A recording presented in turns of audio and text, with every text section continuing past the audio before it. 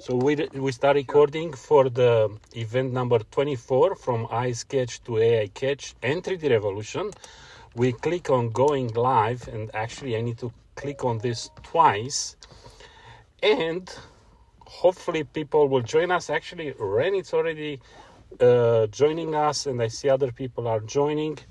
All right, awesome. So this is event number 24 for From iSketch to AI Catch. My name is Sandu Bachu. I'm the host for this event. Prior to jump into the event, let's have the technical check. Do you guys hear me well? That's the first thing. If you hear me, just give me a reaction. Click on emoji. Okay, awesome. So it looks like it's okay. It looks like internet is working. Perfect. You guys, you can hear me. Awesome. The second thing, this is an interactive discussion. If you guys were here on the previous ones, that's awesome. But in the same time, let's make sure you know the rules. You need to click on the hand over there, and on the hand, when you click, I can bring you to the stage. And Mansoor, you are with us on the stage. When you come on the stage, usually the mic it's muted, so leave it muted, or when you want to talk, you just click on the mic and you'll unmute it.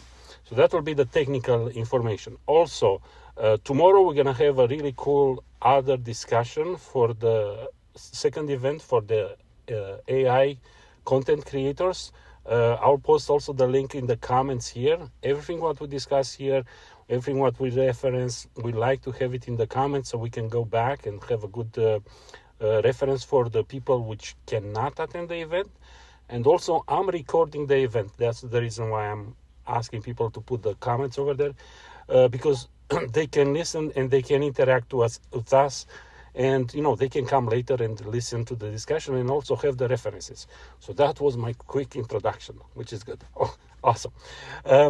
With me, I have several invites. I have Dr. Wana. I have also Lance and Arslan, and I would like them to have a quick introduction, and after that, we'll start the meeting as usually. Dr. Wana? Hi, hello everyone. I am Dr. Yuana Thiessen, a statistician turned data scientist turned AI solutions architect, and I'm trying to promote sustainable, responsible artificial intelligence. And I'm also an educator. Thank you. Awesome. Lance, a few words about you. Make sure you unmute the mic. It's fine. And the third invite, we have Arslan. If you like to have a few words about it. Yes, I'm here, sir. Okay, Lance. Sorry. It's okay. Hey, everybody, Lance Bennett here, also an educator as well from K through 12, but very excited about the AI and innovations that are going on, but ultimately utilizing AI to help students who have trouble learning, and even teachers who have trouble teaching the students who have trouble learning, allowing AI to be a co-pilot or an assistant to help us to better the next generation. So thank you for this opportunity, Sandu. All right, it's my pleasure. Thank you very much. And Arslan, I know you have a surprise for everybody. If you'd like to have a quick introduction about yourself, thank you. Hi everyone, I'm a creative technologist, and I'm the co-founder of Grana.com, which is one of the biggest property portals in Pakistan. And in recent times, I've been working on multiple generative AI products, and one of them we're about to launch today, and I'm really excited about it. Yeah, we're gonna have more information about it. That's for sure. So stay tuned with that. As usually, you guys, this event, I have it kind of in three parts. The first part will be a discussion about the innovation. The second part will be regarding the news around the AI, and believe me, there are a lot of news every day. It's something. And the third part will be regarding the 3D revolution, as I'm calling, because with AI, a lot of people doesn't probably see it directly now, but ton of stuff happens on the 3D side of things. It's not only making a nice image in 2D with AI, that goes beyond that. And we're gonna see, last year people, they start using Heavenly Midjourney, and they said, hey, look, I can do this nice picture with AI. I believe probably very soon people will do the same thing, saying, hey, look, I made this nice 3D model with AI, and from there we go 3D printing, we go meta universes and so on. So I think from that point of view, it's really exciting. So that being said, I was thinking what will be a nice, cool introduction of presenting people innovative ways of working with AI. And, I posted several links here in the comments. I could see two bots, ChatGPT, talking between themselves. You have two phones put in here by each other, you see, and you listen to their discussion, which I found that interesting. There is also another platform which actually is doing only that. The name is Chirper, and they are actually having bots talking between themselves. So it's something like a Twitter, but it's only for the bots, only for AI. So people do not interact, but you can create your bots and they can interact between themselves. So that is something quite interesting. So for this event, I was thinking, okay, what will be the innovative way? Usually I'm talking about from iSketch to AI Catch, in the sense that I'm doing a quick doodle and I'm posting that on an AI platform. And from there, I'm obtaining good results. And again, you can see my post how I did that. But I was just curious, how will be for other areas? As you can see here, my invites are from different backgrounds, and that is what I'm intending to do, having different industry coming with their info here on this discussion to see how AI is perceived. And therefore, I want to talk about education, because there are a lot of things which education have to do with AI. Kids are absorbing AI faster, and also they are very creative. So I think that will be an interesting topic to have. So that being said, Dr. Wana, what innovative ways you see on your side using AI, obviously, if it's possible, related to education? Oh, absolutely. Tons of ways. They are allowing teachers to finally be able to customize some of the learning strategies, because now they can automate some of the things, because teachers, they're underpaid and overworked, as you know, and so many students, it's hard for them to do all of the things that they want to do. They're so bogged down. But now that they're past the resistance stage, I think some, or hopefully most, of these generative AI, and they're able to explore and leverage the amazing capability, the excitement is catching on. So they're seeing what can be done with the tool. And what is amazing is that in some cases, the students are teaching the teachers how to, to teach, to use the tools, so then the teachers can then teach the subject that they're teaching. So it's becoming an amazing collaboration, because what we are trying to do is to really,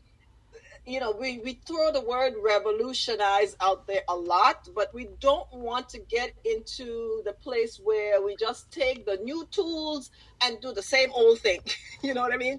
So we really want to get away from that the sage on the stage kind of learning, and really make it that interactive, personalized, individualized, adaptable, engaging type learning. And so we're exploring all of the ways that can be done. Of course, there are the challenges and the limitations of privacy and all these other things. We have to teach the young people how to use these tools, because with all of technology, there are always a danger side, and that they need to be aware of. And so that's what we're doing. But it's a lot of stuff is going on.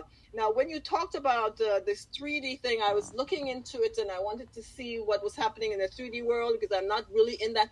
I knew that they have, fortunately, 3D generative AI has taken away the option for people to get PhDs in protein folding anymore, because what used to take 5-6 years now can happen in minutes. Okay. But I know it's sad, because now there are a lot of PhDs given when people spend 5 years trying to figure out, once you know the DNA sequence, how exactly the protein folds in nature. But now the models do it very quickly. But what is happening is there's a lot of these 3D worlds that are coming. So they're making immersive worlds, and it is really exciting. So if you think in terms of biology, you can you can go into a cell and meet with the different components of the cell, the nucleus and the vacuoles and the cytoplasm, the endoplasmic reticulum, and all these different things. And so the students can get that experience, but it's just not biology. So in all of the subjects in science and engineering and all that kind of stuff.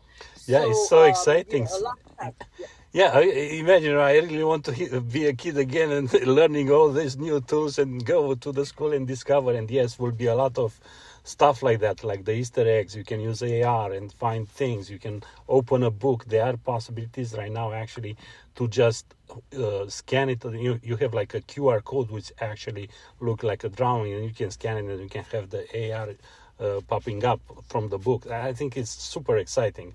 But I will let also Lance to give us some feedback on his side, because I will start being super excited soon too. Lance, on your side, any innovative ways of using AI? And I know you are there. Probably miking takes a little bit more time, but it's okay. Also with us we have Arslan, and Arslan, if you like to give us some feedback on your side of innovative ways of using AI. Yes. So the question is about education, right? Right. In general, yes. So I'll talk about education. We've been using AI for education a lot with nexttrain.io, where I'm a board director. It's an online learning platform.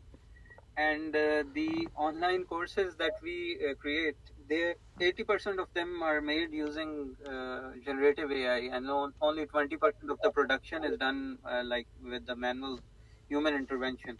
So I think 6 months down the line or 1 year down the line, it's going to transform completely, and we'll be able to generate courses and learning material by using single prompts. So right now we have to use a pipeline of different AI tools to get the desired results, but it's gonna change completely. And then with the metaverse and the AR and VR, so a lot of the learning content, the 3D content, will be generated. So AI is gonna transform that sector as well. And as we all know, the hardware will keep getting better. So the learning experience will be a lot more interactive and engaging for the younger lot.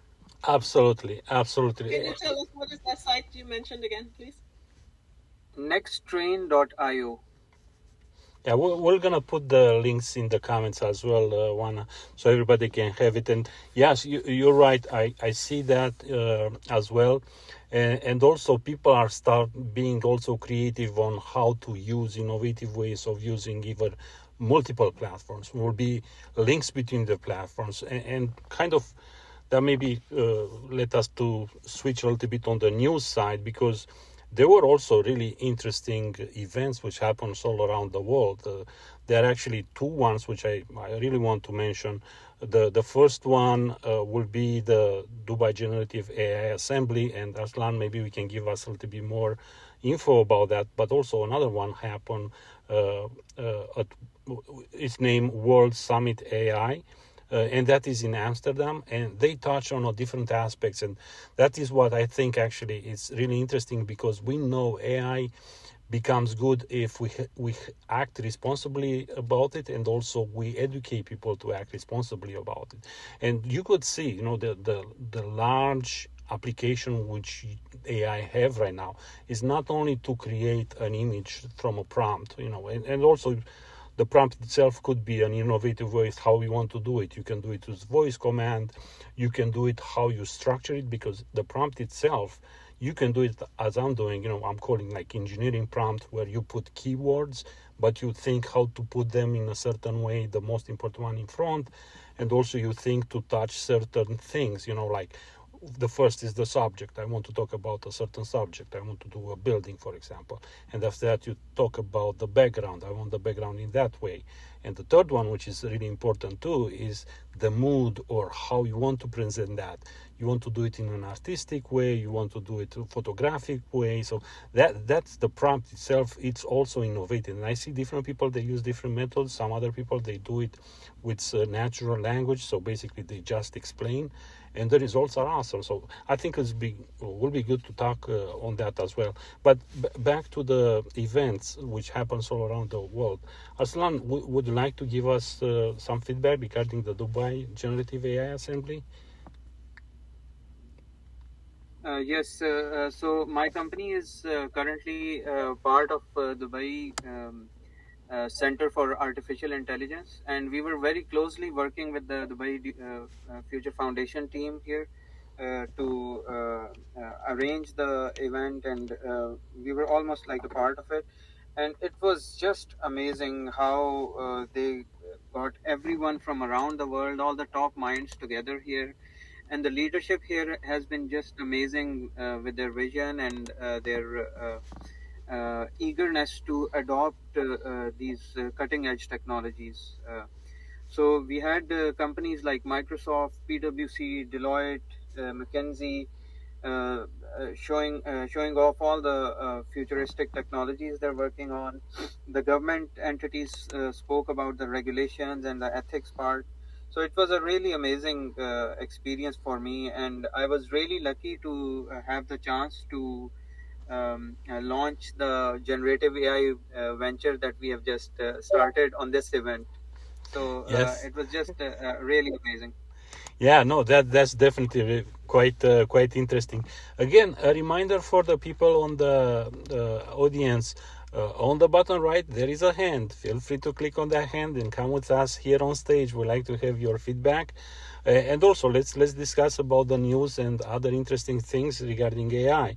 Because it's not only those summits which happens all around the world. We do have also products which are released, and I just want to mention few. The Adobe Max. Somebody asked me in the previous event, is there an AI which can do vectors? Well, yes, it is. Actually, Adobe Max just released the vector AI, which I think is good to have the opportunity to check it. The result seems to be extremely interesting.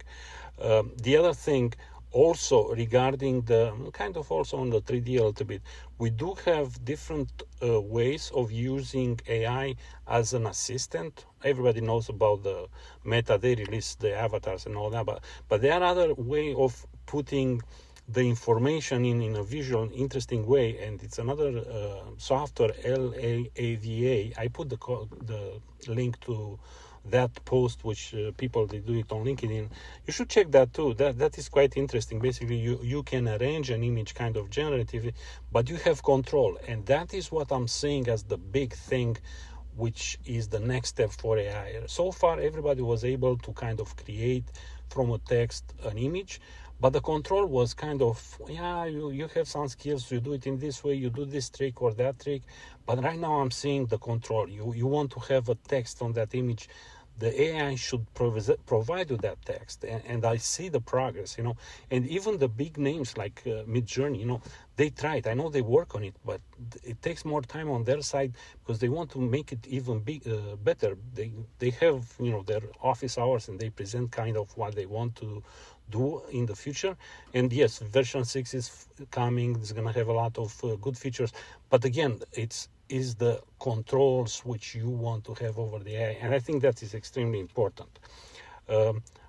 And on top of that, obviously, we have also sites which they are releasing AI movies, which I think that is super cool, because after the image, the next thing will be videos. And I think that will be really, really interesting to see. With us, we have also Musadir, but Lance is back. So let's give a chance to Lance to provide his feedback on education. After that, Musadir will come to you. Hey, Lance, welcome back. Outstanding. Yeah, man. I told you that Murphy's Law, man. It's like when you're trying to do something right, it's like it's a try. But see, that's always a good sign that we're on the right track, man. Whenever there's a lot of opposition, that means that Resistance We means move that forward. you're trying to do something straight. Yes, yes, cool. So yeah, so I guess the thing that I wanted to really just kind of touch on was just AI in education. It seems like the hesitancy from the teachers. It's almost like they're trying to dip their toes in the water, and if the water's too cold, and their toe back out. And it's one of those times where you may just have to jump in and get used to the temperature of the water, as well as understanding that AI for teachers is going to be a great tool for prompting, more creative thinking. But everybody's really, they went straight to the negative. Well, they're going to use it to cheat. They're going to use it to this, and so I understand how the AI in the writing portions can be a little daunting, but it's really setting up a governing system, that you can keep everyone accountable. I just kind of a small illustration. My dad is actually pursuing another doctorate, and he used some AI tools to just help kind of craft some of the original statements, and then they use this one called they use an AI cheat checker, and they said that over 40 or 55% of his document was AI, and that was completely false. I mean, my dad's on his third or fourth doctorate. It's his first time ever touching AI, so he was very hesitant to use it anyway.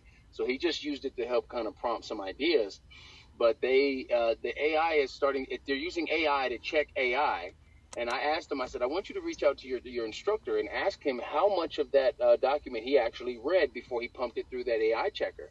And he never got a response, which means the teachers are starting to get a little, I don't want to say lazy, but a little lackadaisical when it comes down to doing their job that they originally were supposed to do, with the student for plagiarism and all those things, but actually read and absorb that information. Don't let AI do all your work for you.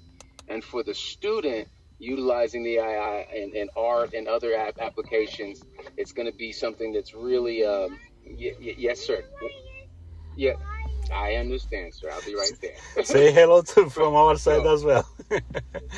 Yeah. So and again, so I use AI even when it comes down to explaining to children sometimes some bad news. So I was able to use AI to help me to explain to a parent and to the student.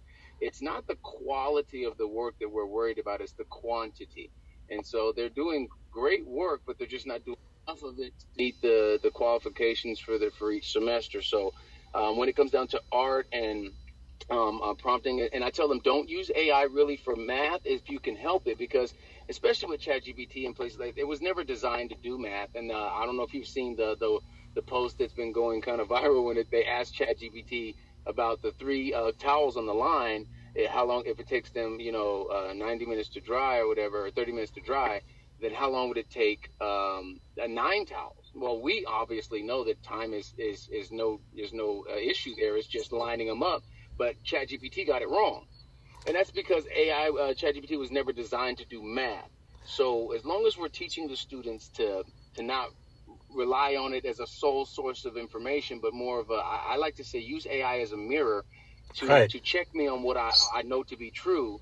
Right. And then, because there's, the hallucinations are so prevalent or paramount, because again, it's trying to please you. And those people, and the kids love that, because they get that dopamine hit of what's the word, acknowledgement, and so when they see that, they think everything's all good. But every now and then AI is doing what it's supposed to do, which is to pacify the user. So that's really where it comes into, because you as an artist, you see it's giving back what you want it to give you, but you still have to tell it, no, I don't want that, I want this, but thanks anyway. But so that's really where I wanted to kind of pause and say, as we're doing this, we have to have trained the AI in accordance with the parameters of where we're working. So if you're a 5th grade science teacher, train the AI to work within that parameter, not in nuclear physics as a science as a whole, but just on what you're using it for. So that's kind of my 2 cents. No, really cool. Go ahead, Juana. Go ahead. Yes, so that is something important that Lance touched on, right? Because we are pushing for AI to be taught in the schools, but unfortunately we need to support the teachers in teaching the AI. They need to understand the technology. And so they need to know, because that's part of the resistance was their lack of familiarity with it, right? So they were like, let's just keep it out. But if we give them an understanding of what the tool is, what it can do and what it cannot, as a data scientist, I explain, from a high level, these are probabilistic models. It is a prediction model. It is just predicting the next most likely word or phrase or sequence to come after the other. And so it is not a source of, in terms of wisdom, right? It's just taking what it's learned and as far as the data is concerned and regurgitating it out. And so, but it's an all-purpose tool. Dr. Eng, he is one of the experts in the area of AI. He calls AI the new electricity. It's an all-purpose tool. It's intended to be used. Sandra, you talked about the fact that these models are getting more sophisticated. That was the intent all along, because when you have the base model, the foundation models, they are only at 70% capacity until you fine-tune them for the specific task that you want. And there's a whole different thing. But on the issue of the writing, then that became an issue with people plagiarism, whatever. But it kind of made us realize that how long have we been using writing to assess students' capability, and even in the area of politics, or if you're taking chemistry, or if you're a math major, everybody has to write a paper. That model, it's I think it's played its course. And so we have to think about why we wanted students to write papers, and I think it was about the critical thinking and being able to express themselves in a cohesive way. And so now expecting them to just turn out 10, 20 pages on some subject that they really don't even understand. I think we have to move away from that and find new ways of assessing students' capabilities, what they've learned, and teaching them how to be critical thinkers as opposed to just regurgitating the papers anymore. Because these tools are for sparking creativity, and kids love that. So we need to explore that with them and change the whole learning paradigm. Yes. And I did want to add one thing, Doctor, because remember when we were on the Weird Ones talk, where we're talking about there's computer AI, but then there's also a human AI. There's two forms of human AI that we always forget, and that is autonomic information, autonomic intelligence, which is what our bodies are like the pleasure we feel when we get that thing, or the goosebumps, or just all of that. But also, I have a new one that I've coined, the AI, where it's the when it deals with the attention initiative. Much of their attention is initiated so that they are knowing exactly what they're doing. Because again, garbage in, garbage out. But if you're not paying attention, you could have the best. It's like if a person's not hungry, you could have a 5-star Michelin meal in front of them, and it looks pretty, and it might even taste good, but they're not going to finish it because they're not hungry. Their appetite is not there. So the attention initiative of the students and the teachers, and of course administration, because that's really the teachers' hands. And I'm not trying to take it out of their hands completely, but I will say their hands are tied sometimes by administration of what they are allowed. Sometimes they're given parameters of where they can't go past, and so they almost I hate the fact that they tie the hands of the people that are trying to help. And so attention initiative is so important. Yes, you said the magic word, because I'm writing an article right now about the model, the paper that Google published to share this wonderful innovation with us, and it was entitled "Attention is All You Need." Google played us. Yeah, really cool. But it is about the attention. With us also, we have another two people. So we have Mudassir. If you like to have your feedback, give it to us, and also Katrina after that. Yeah. Hi, Shandu. Thank Hello. you for inviting me. Hello. Are you getting my voice? Yes, we can hear you very well. Yes. We can. Hi, everyone. Thank you for inviting me. I just want to add my piece within this education area, and I was listening to Dr. Yuna and Lance. They were very good. It's not about teaching the kids. It's about teaching the teachers as well. So how the kids will actually use the AI. Yeah, we This is didn't want like to a say that, but that's exactly what we meant. But we didn't want to put the teachers on the spot. yeah, but that's the reason, because I have like 15 years old boy with me, and he always come to me. He was doing some space projects, and after 15 minutes he came to me that I write a whole article. What do you think about it? And I was like shocked. And how do you do it? And that's so fast. So he said that I use ChatGPT. And we go, what?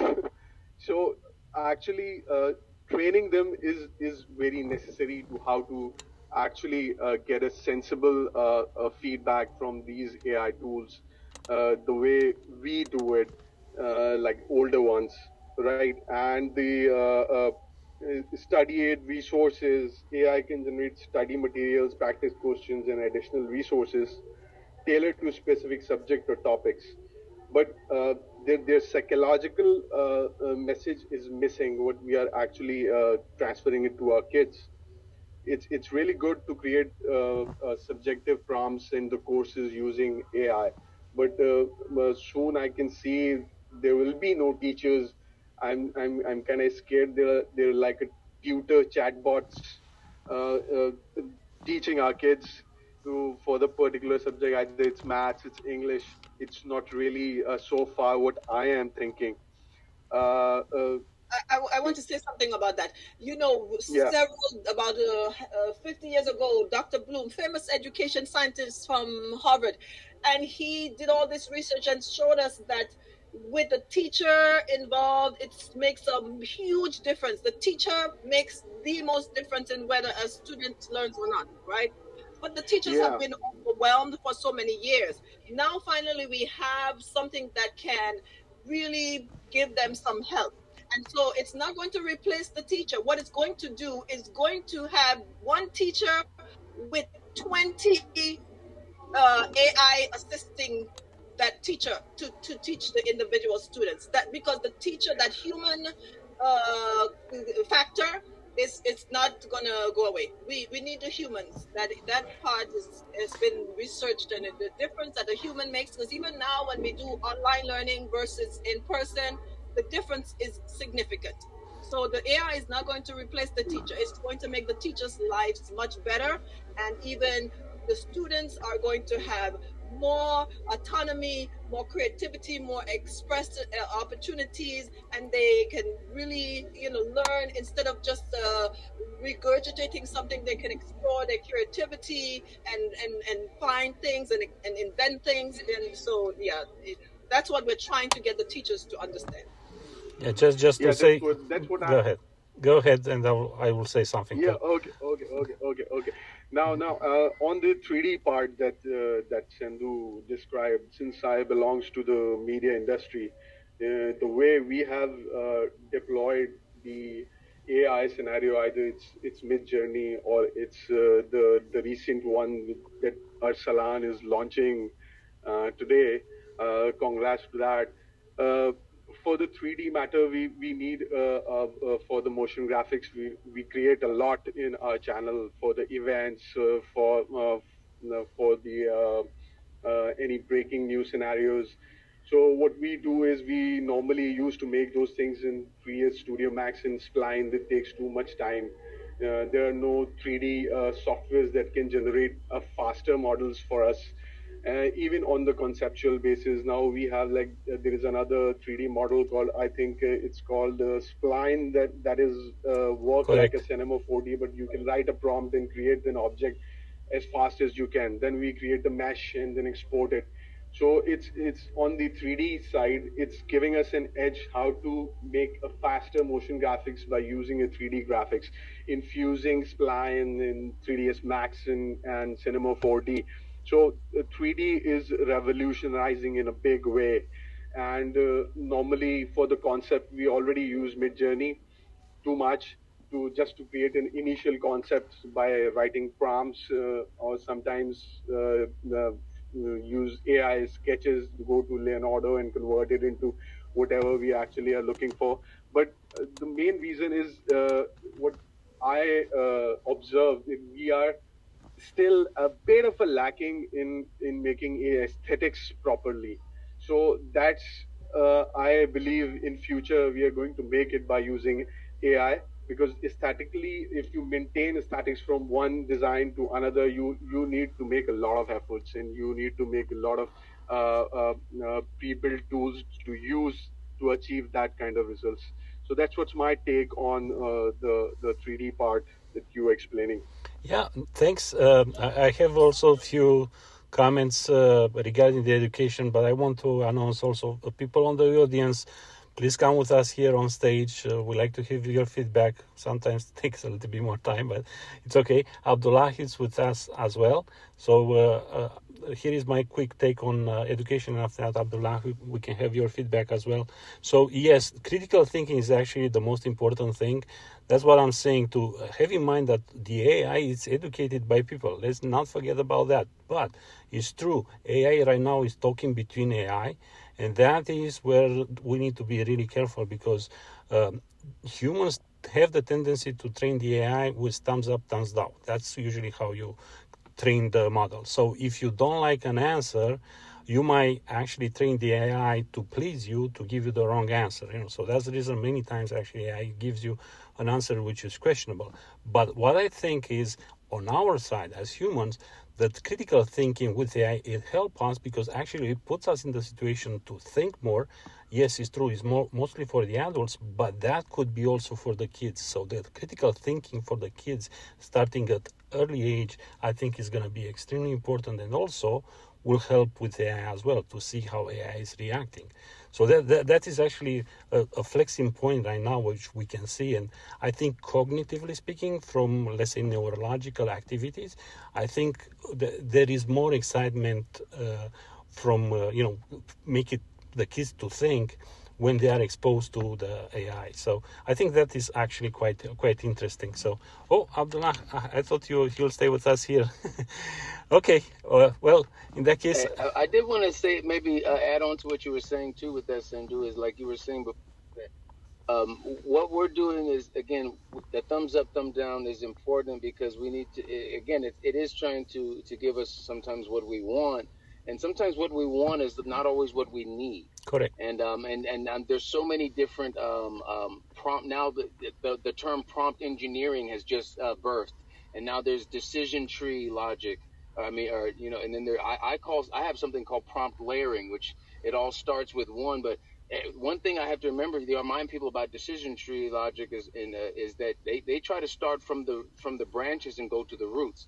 You can't do that. You have to have a strong root system of your prompting, and you have to know kind of where you want to go before you can plot a course.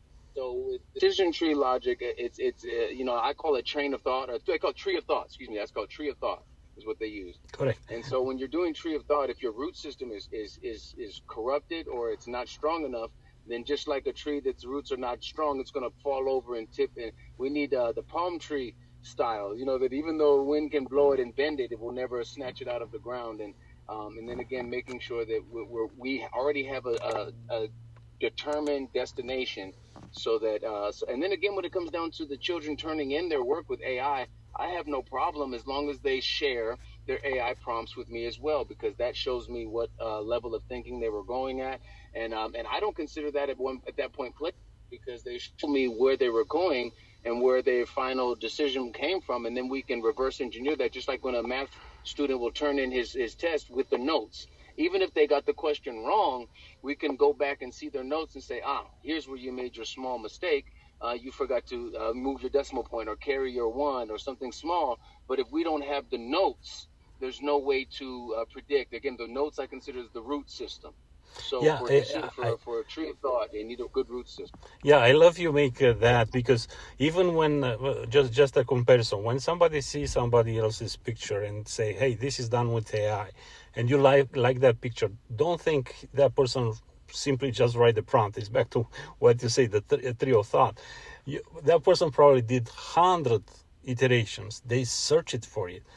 Same thing. It is a critical thinking. It is a process, and the AI itself, it is a process. Right now we see snapshots, but not too many people are explaining the whole process. Like prompt engineering, you just mentioned. Prompt engineering is actually searching for that prompt. I don't think there are too many people which they can write a prompt and the image is perfect right from the first. Actually, I think it's very rare. I think most of the people, they do certain cycles of trying to find the best for that particular prompt. So I think it's fine. We still have another 20 minutes. I will talk about 3D because I do have a lot of stuff, but still on the news regarding Midjourney, they are actually intending to do kind of the 3D. I think they realize, yes, we are kind of okay with the 2D toward the image, but they realize the future is also toward the 3D. They also have some stuff probably which happens under the hood. Their prompt accuracy probably becomes better, and we might see that in version 5.3, but it's still unclear. But the biggest release which they will have it, they said it's for version 6, and also they said they will try to include the 3D, basically doing a prompt over 3D. And that will be interesting because as we kind of discuss, Mudassir, there are different ways of doing 3D itself. It's also very complex. And kind of here I'll make the switch toward the other technologies which goes hand in hand with 3D, like the AR, augmented reality, and the scanning technology. Because it's very difficult to have an AI drawing CAD as the humans are doing in 3D Studio Max, AutoCAD, SketchUp, Plasticity 3D, or Blender, or so on. They are not doing that. They have actually the references directly either pre-made and they just modified, or they use something like the scanning technology. Basically, it takes a picture, it takes the depth map, and if it's organic, goes very well. But if it's something which you wanted like hard surface, it's a little bit more difficult. An example for that will be with Common Sense Machine, CSM. They usually have really good results, but that is where I'm seeing actually 3D coming, because has to be fast, has to be to the level of AI. Yes, you can create assets, 3D assets with AI, but when you want to have it close to what you need, that is where the discussion starts a little bit more interesting to be. So with us also, we have Ben Tenby. Welcome to the chat. We'd like to have your feedback as well. Make sure you unmute the mic. Can you hear us? So until we'll figure out the technical part, I see Lance. Lance, do you want to add more feedback on? Well, I just wanted to let some folks know, as you suggested, I went ahead and added some very useful articles in the chat. The one that I think is going to be the most useful for now would be the from Miss Amanda Bickeroff. She had a great sort of almost like a cheat sheet, a guide to developing an AI policy at your school. And that's going to be something that, like, again, it's like I mentioned before, the administration and the higher ups are the ones that sometimes you got to sell on the opportunity and on the idea. And if you don't have a strategic way to approach it, they're going to shoot you down before you get your argument even heard. So again, that's something we're trying to do, is empower the teachers with opportunities to approach. Most of your administration are a little older and a little set in their ways, and this is all a new fancy toy that they feel is going to go away, and it's not. It's going to be here for a while. But yes, that means there has to be a structure that has to be agreed upon from the administration, so that the teachers have a unified front. And there's going to be teachers that are going to buck against it, just like in the healthcare industry. There's doctors that don't want to work in hospitals that utilize AI, but they don't realize 85 to 90% of the hospitals are already utilizing AI for their records keeping and for radiology. So they just don't know that it's already there. And so there's the hesitancy. So again, this is the way to clear the air, is to inform, and always keep educate and continue to educate. So we need teachers more educators, like I see on here. Ben Tembi, she is an educator as well. We need more people to get behind us in the front lines in this fight, because right now we're the underdogs. We're the ones that know that people think are just trying to buck the system. But what we're trying to do is enhance the system that right now has some cracks in it. And and we saw that when COVID hit and all the schools had to kind of switch to a virtual model. And then we saw really the holes in the system where people were unable to teach effectively without the student in front of them. And so that's where we kind of had to step outside of our comfort zone, like I said, and dip our toes in different waters. And so, and some of them are not, they're still only got 1 foot in. They're not even up to their knees yet. So there's some of us who have already all the way in. And then you have people like Dr. Thiessen, she's done a full half gainer with a full twist swan dive from the highest peak. And we're still trying to, jump. We're still wading in from the steps. But that's okay. We're all right with that as long as you're getting in the water. So that's really what I wanted to add before. Correct. No, you are swimming in there too. But I wanted, because I'm so passionate about this, when I see students still struggling, when I know the difference that these tools can make, it can help the teachers because it allows them to be able to automate some of the mundane stuff. So now they can develop better curriculum. They can develop different versions of the curriculum.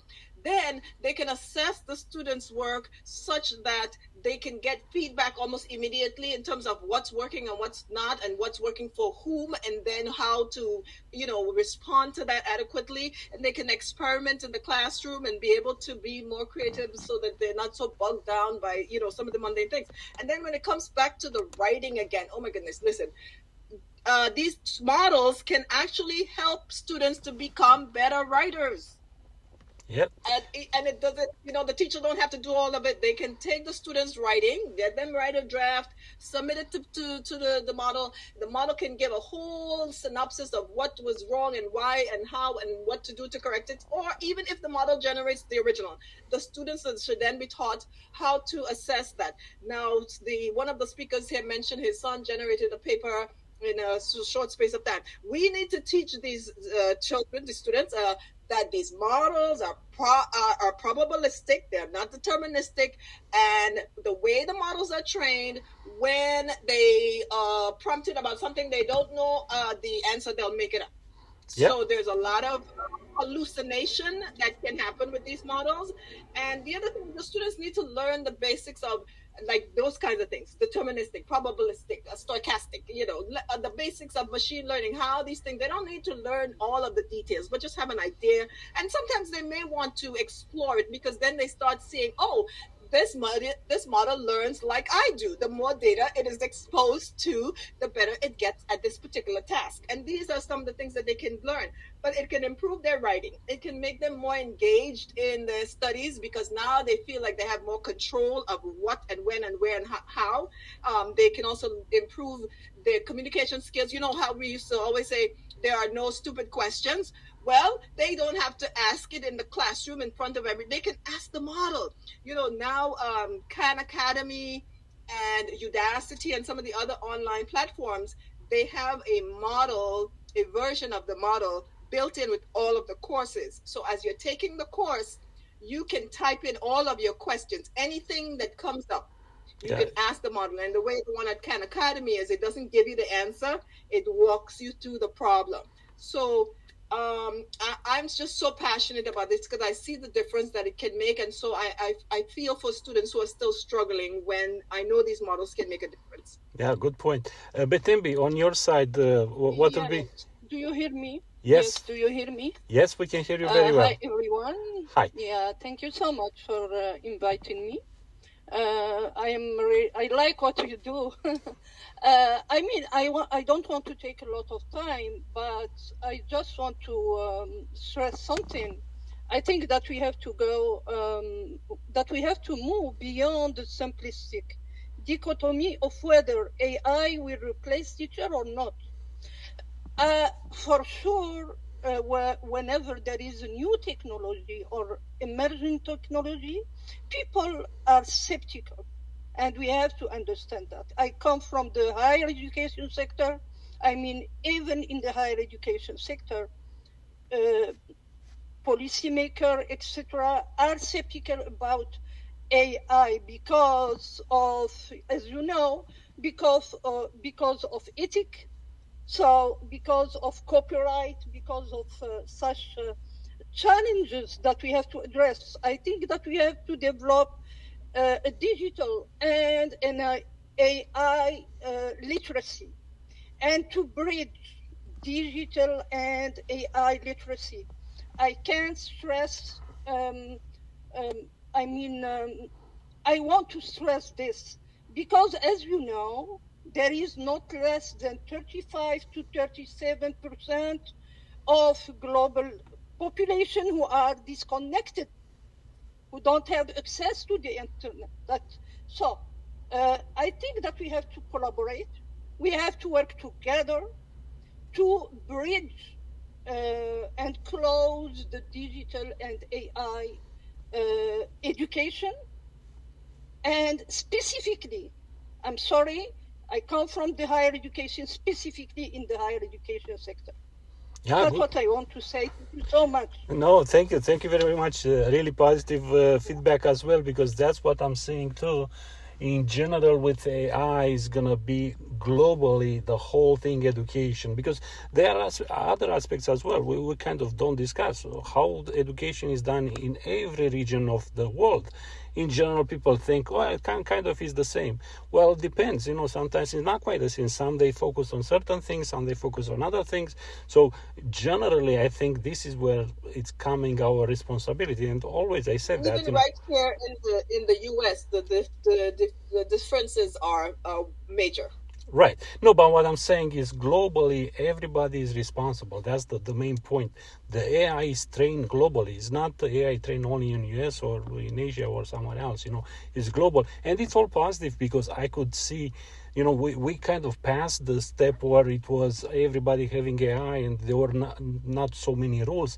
The structure is coming. I'm 100% sure. We see it on our side, also on the creators like Brian Syke. Brian Syke right now is focused on making a structural training of having AI in a very nice way to use it, because we know it's like, I'm making comparisons. It's like a nuclear power. You have to have it trained, and you have to make the positive side of it, because otherwise, you're going to have problems. But we know we're not going to have it because we train it well. That's what I'm trying to say here. But in the same time, I just, go ahead, Musadir, just want to have your feedback too. Yeah, I just would like to add to Batendi what she said, actually, the other parts of the world, right? As Lance said, during COVID, we in Pakistan from the east side, and we were thinking the West, when they turned into the virtual model and they were start teaching the kids virtually, what we were in the impression that they were teaching better than us, because those teachers are much tech savvy, tech oriented, and they have the greater knowledge than our teachers. The way the country I belongs in, I don't think the teachers are very much tech savvy and at that level that they can adopt the virtual learning experience. We do have a majority who can teach well, but we don't have much. It's like a 30-70 ratio. 70 is not and 30 are. So that has to be done. If AI is using 70% of our country, sometimes it's like a 60-40 ratio. 60% of my country has a fast speed internet because they can use AI. But what about the 40%?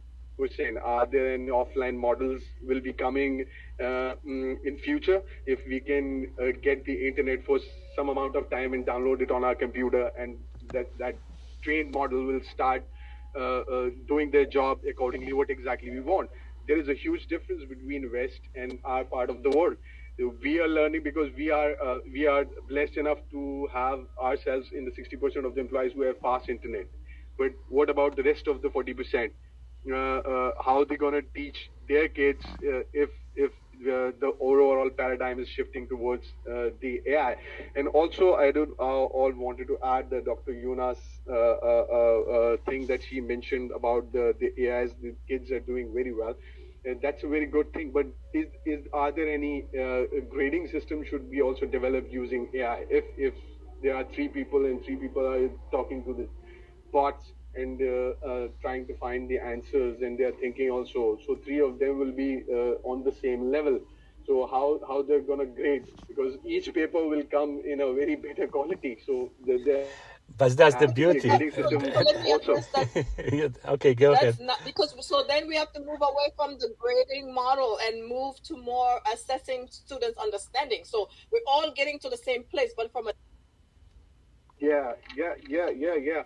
But there has to be something. That's what I believe. If we are shifting everything, because AI is right now is like a haywire. There is no legislation. There is no norms. There are nothing. You need to write a prompt and you get the results, right? So when I came into the industry and I start adopting the AI platforms, then my other fellows and other designers and other modelers related to my industry said, yeah, stop AI and this will replace people. And as you said, they can't replace people, right? It's not gonna You happen. need to adopt the technology. Yeah, right. We are writing the prompts. As Sandhu said, we like I generate, like I have spent like almost 120 tokens on Arsalan website just to check the camera, right? To give to make something which I want. So it takes time. There is a whole process involved to create something. So that's what's my take on the overall scenario of education and the process. But there has to be some norms and legislation should be developed, so how responsibly we can use the Yes. overall Absolutely. scenario. responsible AI. That is Absolutely. absolutely needed. But I want to say to Mutali, I bet if you give your son a few tokens, he will figure out how to get the camera set up. No, it's fun. With us also we Sir, have but I Sailesh. think more than 200-300 credits in total. So he's also more. No, Thank that's you, Aslan. Thanks a lot. yeah, really cool. Sailesh also is with us. He joined us. We'd like to have your feedback, and Yep. I want to talk about 3D Sure. in the last 2 minutes. Go ahead. Yeah, sure. So, Mudassir just said like we need some kind of efforts over there to have some kind of regulation. I just wanted to grab attention towards what Montreal Ethics Institute is doing. They have phenomenal articles and the policy making. They are advising to the currently to the Canadian government, but the amount of research these guys are doing to have some kind of a common consciousness over like on the ethics side of the AI is very phenomenal. You guys should read on the website. It's Montreal Ethics AI. And another thing, just wanted to tell to Mudassir and to the other viewers also. There was a UNDP, United Nations, some event was there on LinkedIn. So there was some speaker over there. She said like we need some kind of like United Nations kind of a level kind of organization which can have a common policy towards the all nation, whether they have internet, whether they have offline model or kind of like Yes. any like a high speed internet. So it's like it's like an international atomic energy commission kind of thing. So they do regulate. There will be all the members from the each country, and they will represent it. So yeah, the initiatives are are on the way, but just the thing is that we are not completely aware of it. And yeah, so ethics is one of the like biggest issue, as Ewan and Lance rightly reiterated over here again and again. The training model what we're trying to impose and the data set what we're trying to take the use of the AI is very essential here, because the data set need to be ethical. Yeah, that's the thing. I know Sandhu my always my perception towards it is like we little bit very hesitative, kind of a pessimistic. Why? Because lot of digital artists like me, concept artists, and who are doing the organic painting, they are feeling like okay, their image has been taken and in somewhere on the server their image are there, and silently they are not giving any credit, and the AI has been training on it on their data. So that's why there was the Artisan complete campaign against the AI. So my point is here, if you read about Cathy O'Neill's it's a very good book called Weapons of Math Destruction. In it, she has been talking about how racial discrimination is embedded into the AI itself, because it's the person who is feeding that data. So as you know, these are all, though it is a AI, but it's mainly a AGI. It's not a completely it's mainly a ANI. Means it's a artificial narrow intelligence. It's Yes. not a AGI currently. Yeah, So, and we yeah, know. so what Right. Good point. Yeah. No, we know, and even on the people which are using AI, I could see the people, they start being cautious, and at the same time, that's probably the right thing, because you need to respect that AI should not be ever used to do any harm to anybody, and we could see it. I mean, it's all those legislations, they are coming, people will start reacting, and it's normal. This is exactly as you made the comparison with the atomic energy regulation. It's the same thing, and it's gonna come, and that's the reason I'm saying we should not be really afraid of that, because we're gonna have the safeguards in place. So therefore, the AI was gonna be working properly and normally, like any tool should be. And again, I think that is coming. That then from my point of view, I'm seeing extremely That's why positive. I've started the series of myself as the Dora Milaje and my husband is the Iron Man. We are going to be Yes, exactly. AI. Being creative, be exactly innovative, and do the right thing. Do it positively. But I still want to talk. We kind of run out of time, but I still want to talk quickly about the 3D. Next, at the next event, I will actually focus more on augmented reality and AI. There are really cool other platforms. I will talk about AR Hero. It's a platform which you can use. But for education, the reason why I want to mention this, education always needs to be done with fun. So when you're going to have AI and you're going to embed it AR, make the kids to love it, have some trick or trick, put some Easter eggs all over, and they will search it, because people love to learn. It doesn't matter what age they have, people always learn, and they learn it with fun. So that's the reason I want to say on the 3D, there are softwares over there, AI Hero, AI Scan, also technology, we can use it, like the Nomad Script GT, or also Simulov. Use those. I put the link it over there. But I think we should always be ethical, and also we should do the work with AI with fun, and create a good community and have fun between ourselves, and educate the kids to do the things rightly. That's what we like. I love that. It's keep the fun and the fundamentals. That's what I like to Yes, say to all my exactly. students. If you Right. keep the fun and the fundamentals. Yeah. All right. We kind of reached toward the end. I really like to have Arslan kind of like last words. If you like to mention more things about the platform, up to you.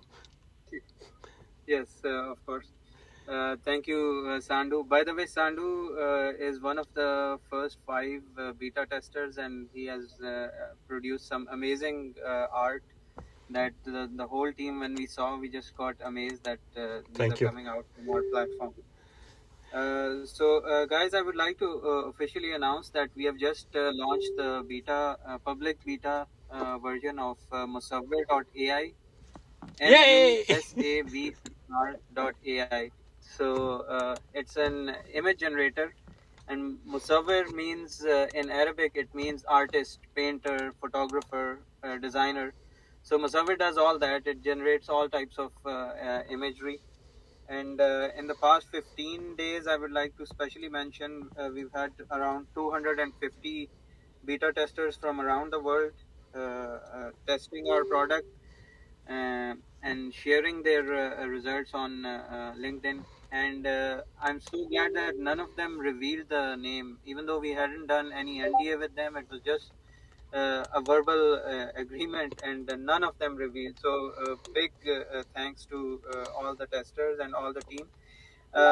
So in the past 1 year, we had gone into, like, we had taken a deep dive into all the image generators out there, and we knew all the problems, and we had been training people on them as well. So we knew all the challenges they had. So we decided to solve all those challenges.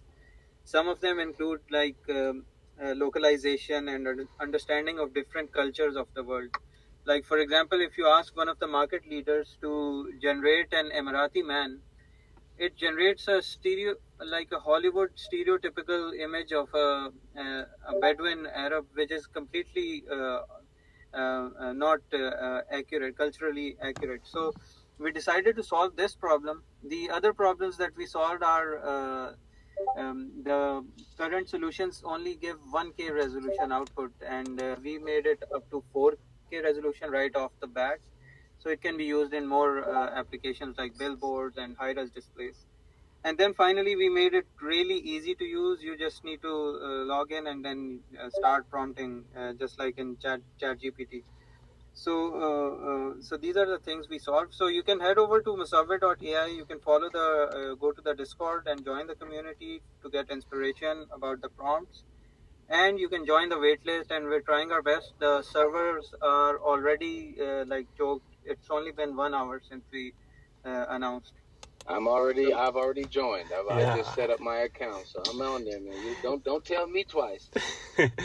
Yeah, I really thank you, Aslan. I really feel honored that actually you said first time officially on my event. I appreciate it, and Yes. thank you very much to everybody. Again, a reminder: tomorrow we have the other event, same time at noon. And I will post the link to that event. And next week I will have my event, and we're gonna focus on AR. A lot of cool news on that side as well. I just want to share it with you, with everybody. I really appreciate. Thank you very much for the people on the audience. Thank you very much for my wonderful speaker, and also people which come with us here on stage. We'll see you next time. I appreciate it. Thank you. Thank you. Thank you. Thank you.